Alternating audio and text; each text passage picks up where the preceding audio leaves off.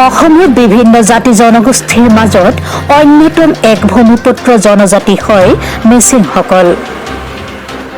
মিচিংসকলৰ এক অন্যতম কৃষিভিত্তিক উৎসৱ হৈছে আলি আই লৃগাং। ফাগুন মাহৰ প্ৰথমটো বুধবাৰে পালন কৰে মিচিং জনজাতীয় লোকসকলে আলি আই লৃগাং। আলি আই লৃগাঙক লৈ ৰাজ্যৰ মিচিং অধিকৃত এলেকাসমূহত দেখিবলৈ পোৱা গৈছে ব্যাপক প্ৰস্তুতি। পিছ পৰি থকা নাই মাৰ্ঘেৰিটাৰ লাকলা মিচিং গাঁও।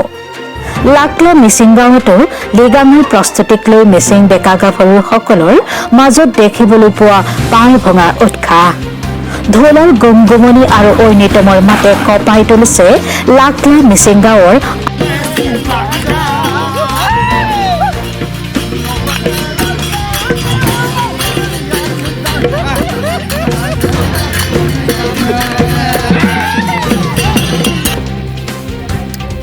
আজি আমাৰ লাইকোটা স্থাপন কৰা হৈছে।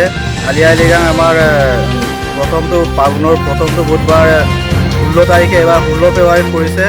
আমাৰ এই লাকলা মিচিং গাঁৱত আমি আলি আই লৃগাং উদযাপন কৰি আছোঁ আনুষ্ঠানিকভাৱে।